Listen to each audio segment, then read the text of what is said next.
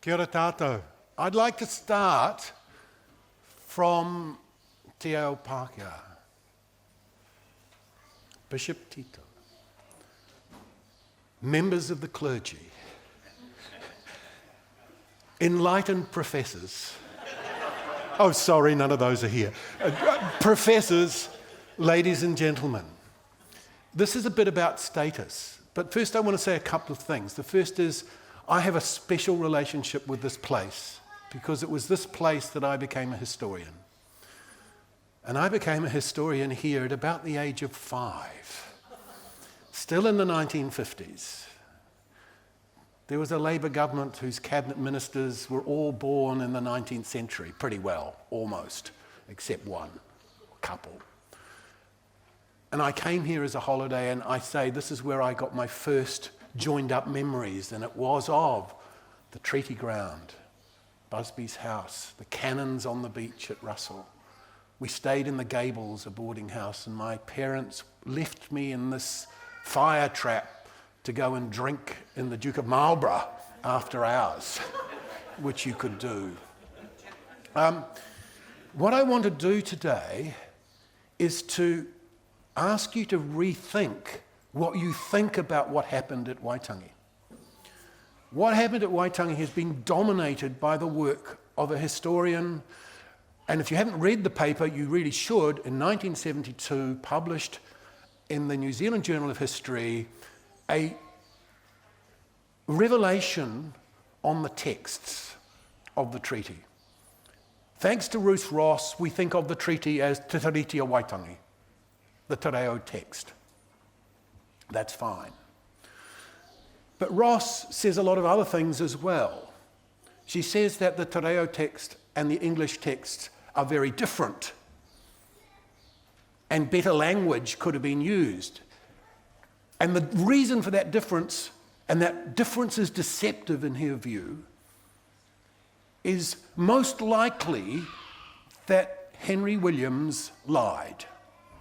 Henry Williams took the English translation and massaged it into something that Māori could absorb and understand and accept. Now, what Ross was doing in the 1970s was trying to completely destroy the idea of the treaty as a sacred compact.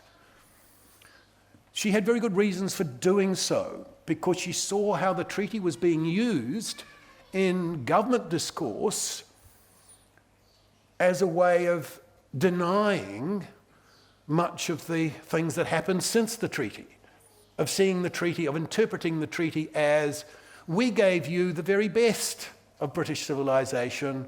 You could have had a much worse time had the French got in the back door. And of course, we recognized that you owned all of the land, and we got it fair and square upon you, even when we confiscated it.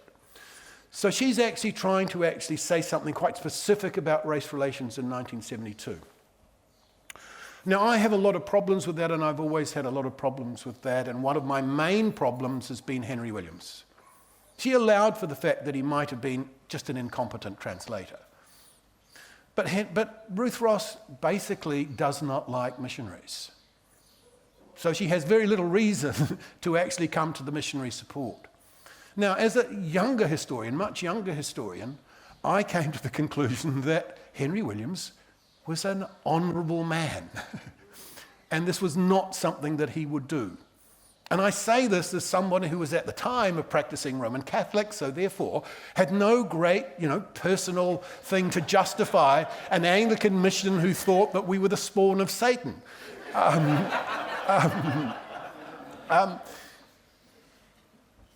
So what has happened in how we interpret the treaty because of Ross, and in terms of we have the principles of the Treaty of Waitangi in the Treaty of Waitangi Act in 1975 because Parliament accepted Ross's fundamental argument that the treaty was a mess. It was chaotic, it was done poorly, and we could not understand what people understood. And recently we've had Bain Atwood come along and say, We as historians have got it all wrong because we've missed that main point and we've gone on to say, well, there were two texts and the Māori text means this and therefore that's what the treaty was and sovereignty and this and that and this. But I think one of the problems is that when we actually look at what happened at Waitangi, then we have a series of events which actually focuses entirely on the text, almost entirely on the text, and then treats everything else that happens Waitangi as actually explaining what's in the text. So I want to redo that. And I want to come back with a narrative. And Bain's actually the reason for this, because about 10 years ago he said to me, you know a lot about what the treaty wasn't. And I thought, yeah, that's true. I need to find out what it was.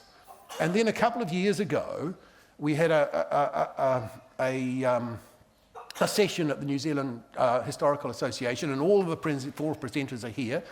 And Bain came up and said to us, it doesn't matter what happened at Waitangi.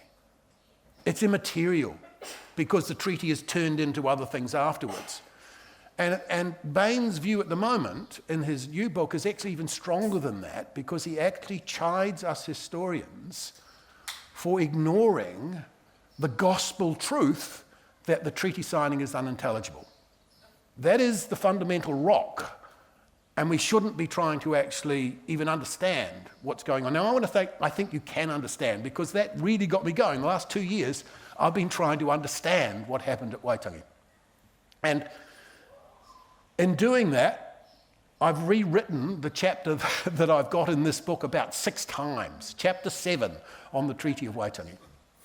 So let's do it as an analysis of what's going on, of how we can try and understand the relationships between people. And there's a number of concepts I want you to think about.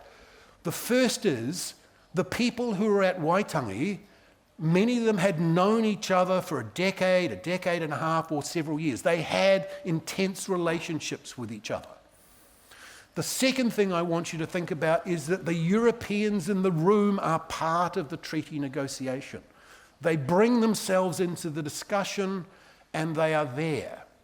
The third thing I want you to think about is that the treaty is a process where what it means to the participants, even the British participants, changes as the period goes on. So let's start with Hobson.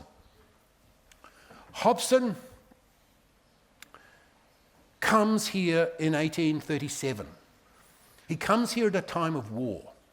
At that time, people like Busby had been working on this great project, and this great project was to turn a tribal society into a nation state.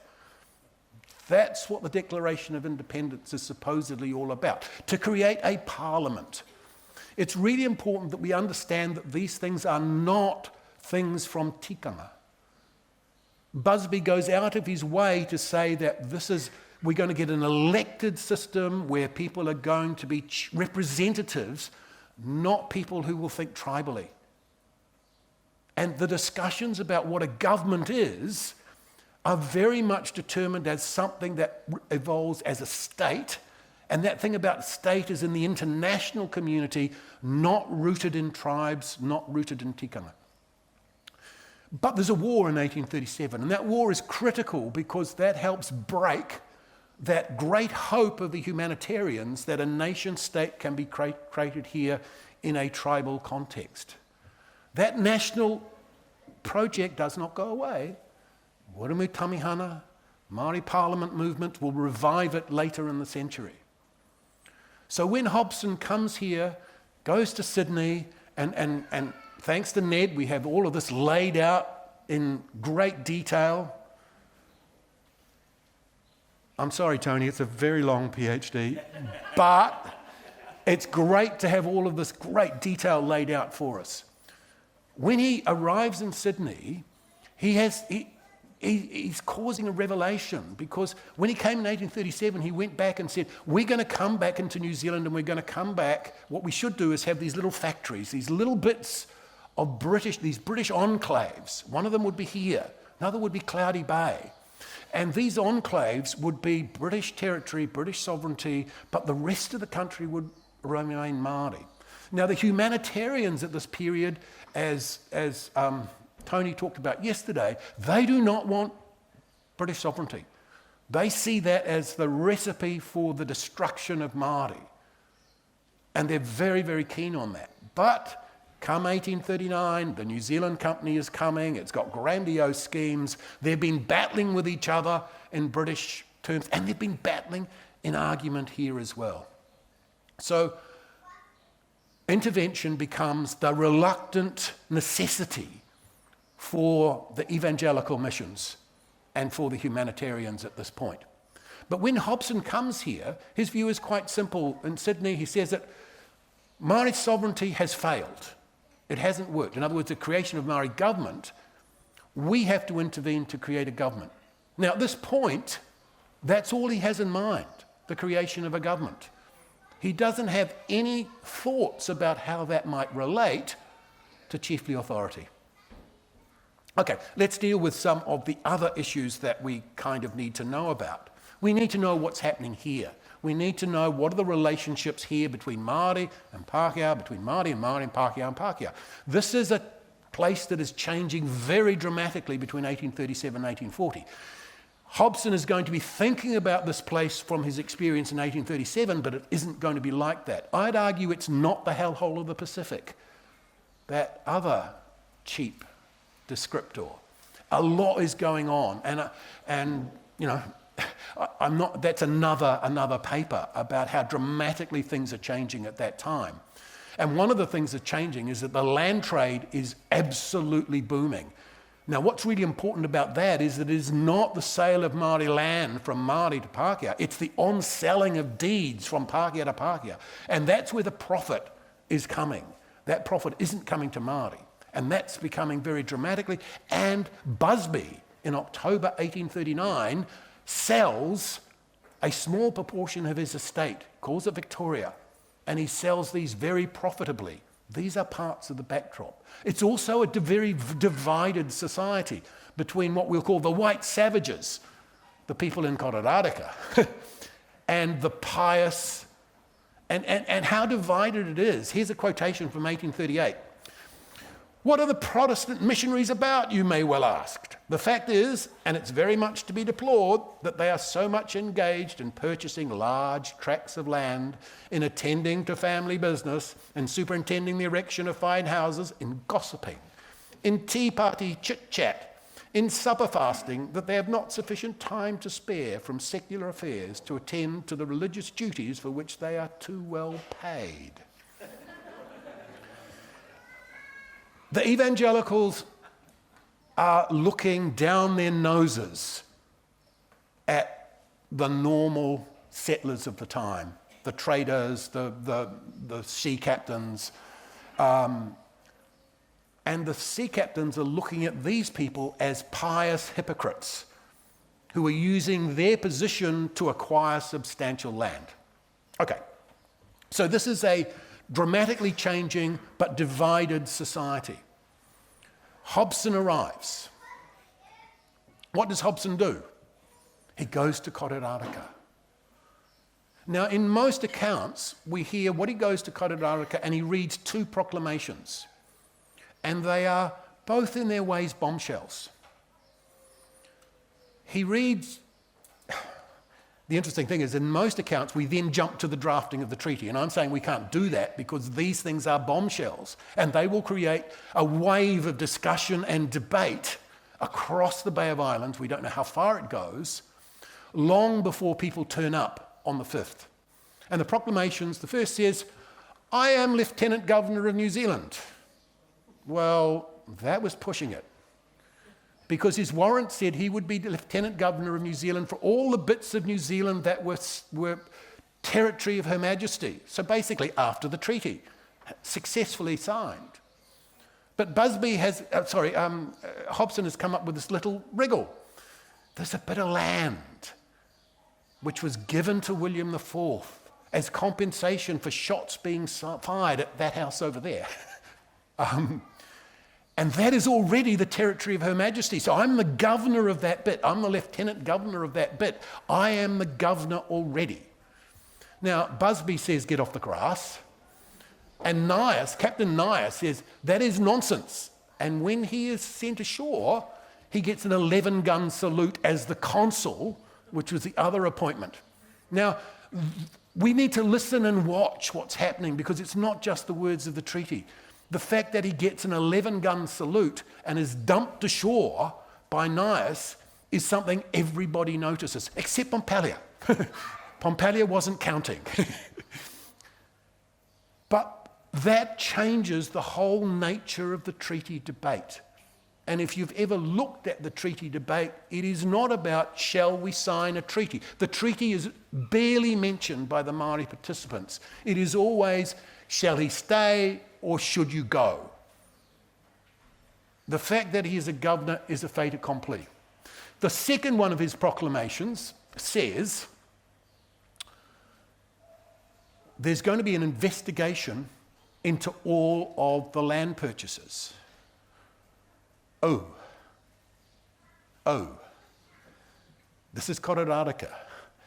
He's speaking to 150, 300 people, third of them are Māori by most accounts. It depends on how you add them up.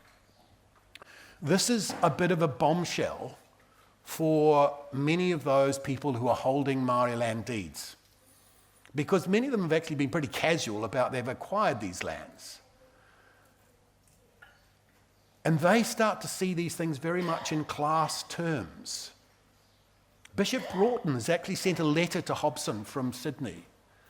Broughton, who was given more guns in salute than Hobson because of his status as a bishop. And I noticed coming past the church that when Busby arrived, he was given 7-gun salute. Pomari insisted on a gun salute. So these things are not, just casual understandings. These things are about status and position, and these are very, very important in both the Māori and the Pākehā world. So for the Europeans, Broughton, by the way, had said to Hobson, your land stuff's going to be fine. And that's exactly what the Europeans are fearing. These hypocrites who've been using their pious statement to get these grand estates, they're going to be fine. We poor savages down here, white savages, we're going to be treated with contempt.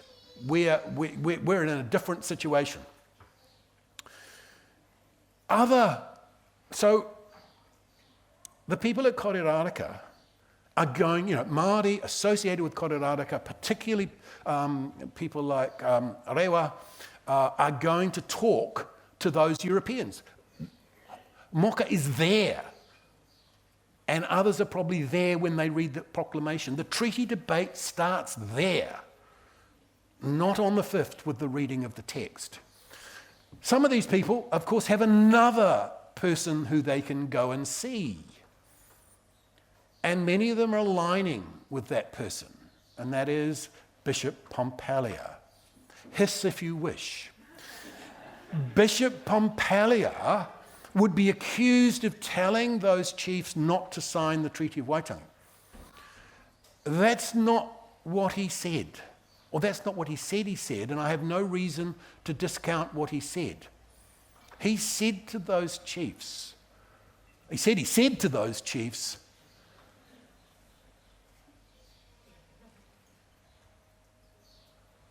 this is not a matter of faith. So I will not advise you. It doesn't involve your souls. It's a secular decision for you to make. No, secular decision for you to make. But beware. I mean, he's French. He'd much prefer the French. He's quite explicit about this. He even suggests that maybe they should get in and take the South Island as quickly as possible because the French are coming. So he does have this political edge. But he says, beware, because you are giving your authority to a foreigner. Now, if that isn't, I don't know what word he might have used, but it sounds like mana to me. He spells out in very clear legal terms a transfer of sovereignty, an unconditional transfer of sovereignty.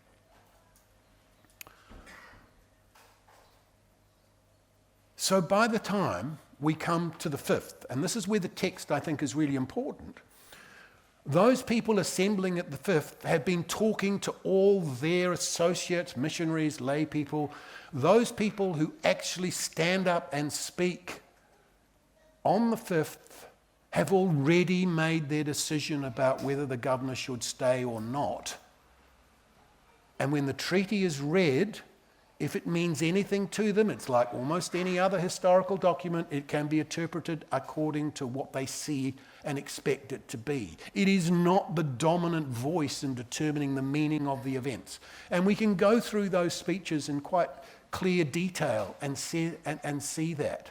So let's just deal with some of those issues. Those people who talk to Pompalia, those are the ones who say, you shall be on high and I shall be a worm that crawls. You will hang me. I mean, they know what's happening in New South Wales. They talk about the breaking of roads on the stones, breaking of stones on the roads in New South Wales. It's been a major road built by convicts in Sydney, around Sydney at that time. Their view is not directed by Pompalia, but it's influenced by those discussions. And then we have the debates over land with Henry Williams. And here we have some really interesting things, because if we think about these as relationships, then these relationships have been changing. People like Rewa, people like Te Kemera, they have been strongly allied with the Anglican missionaries. They've been talking about these issues of protection of the British Crown since 1831. They have provided the land for the missions, and they've provided the land for Henry Williams' private estate and for Busby. But by the time of the treaty, they are shifting their allegiance to Korerareka, because that's where they've got after the Girls' War in 1830. They have been the dominant patrons of the town. And let's look at what they're doing. When they stand there, they say to Hobson, and they say to Henry Williams, you know, the Europeans are part of this debate. They're there. Give me your land back. Say to Baker. Now, Henry Williams is not trading in land. Henry Williams' view of land is complicated and about an integrated Māori world and a place for his sons to farm. But a lot like what Tony was talking about yesterday. But Baker makes £900 through his land sales in this period. And he says to Baker, give me the land back. No, son, it's not going to happen. So in a sense, they are challenging the evangelical and the elite to respond to the proclamation. And Moka does not say, it says in the treaty that you're going to do this. He says, in the piece of paper. It's interesting that when Clenzo looks at the document, he's about to write proclamation, and he crosses proclamation out and puts piece of paper. In that piece of paper, on the beach at Korerareka, you said you're going to give the land, basically investigation. You can imagine all of these Europeans who've got these titles those titles have suddenly become unclear. But their voice to these guys is, you're not going to get your land back, because most of these people who speak have actually sold their land to these Anglican elite. And it is only the missionaries and the Anglican elite who get called out for land speculation in that discussion.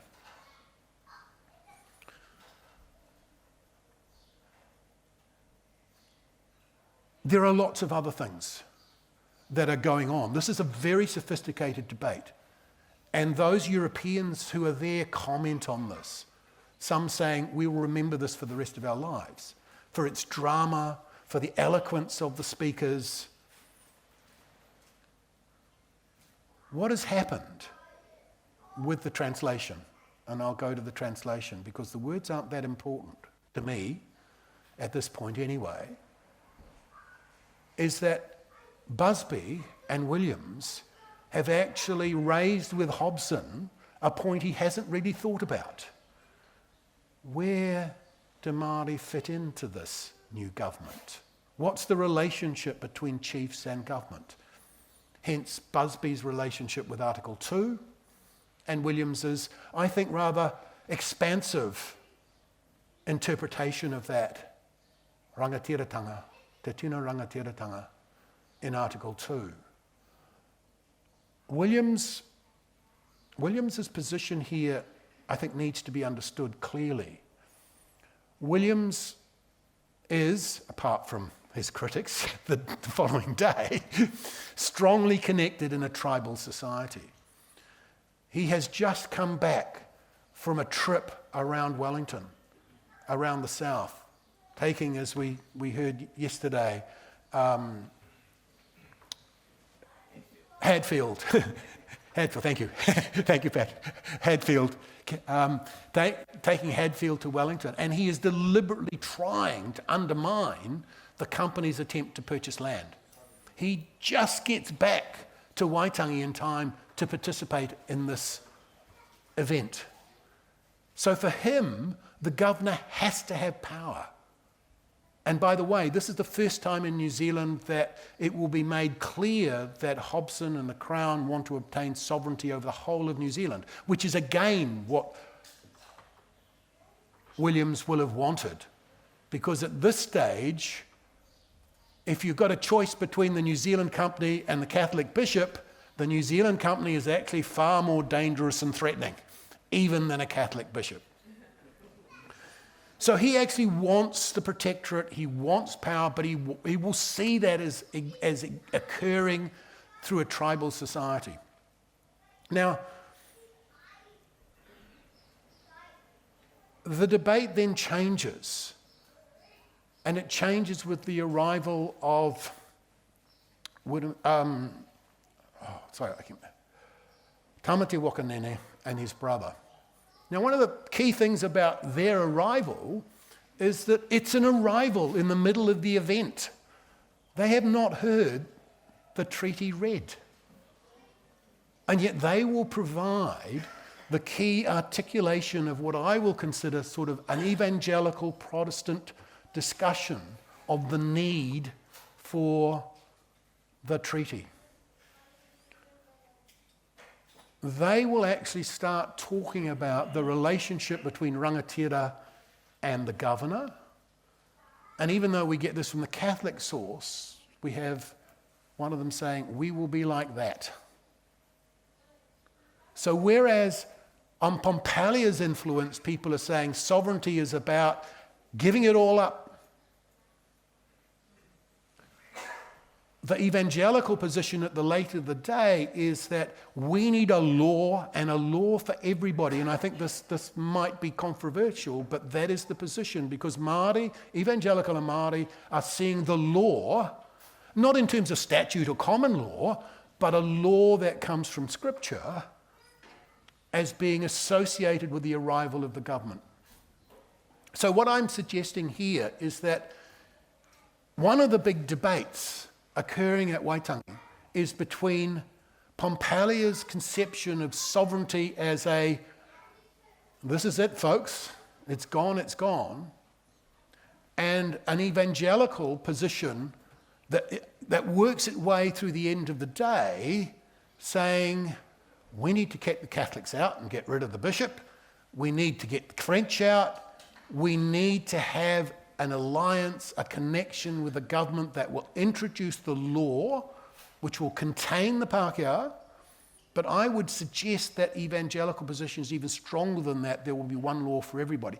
But chiefly authority, the power of chiefs will be continued to be recognised. And as Ned has said, this is possible within British constitutional thinking. So where are we? We're at the end of the day, and Hobson says, oh yeah, it looks like it's going pretty well. Now, anyone who's reading those debates would probably think, what? Because he's been challenged by everyone along the way, and I haven't even mentioned Kawati. And I just want to do one particular little speech. I don't think we even know who gives it, where he says, look what happened to Busby when his house was fired upon. Hey, that's the pretense that Hobson is using for being a governor or lieutenant governor. Is this a coincidence? What will happen if the governor's house is fired upon? What are the military consequences of that? And I just want to make one point that might surprise you as it surprised me, and I'm not even sure if I can completely say this. There are more British atrocities before 1840 in New Zealand than after 1840. Might depend on what you define as an atrocity. But people are very aware of what happened in Taranaki with the Harriet and what happened after the burning of the Boyd, where wholesale slaughter took place, and with the Harriet took place with British troops. And the idea that Hobson comes on a warship is not a missing part of this discussion. Okay, so where does the text come in? Oh, sorry, why is it that Hobson is so confident? He can only have had that confidence from his translator, though Hobson does seem to be an overconfident man at times. Well, I think he's read the room. And reading the room is seeing that those really strong voices against him are geographically and tribally located in Kororareka. Even Rewa and Moka's older brother is in favour of the treaty, but he's more associated with the Kawakawa River area at that time. So I think he's actually looking at the room and thinking, we still have a Protestant ascendancy here. But, of course, Henry Williams has had a pretty rough day. What happens then goes into the evening, and into the evening, we know almost nothing about what happened. We have a later account by Henry Williams that said, we went through the treaty article by article. So he's trying to drag it back to the text.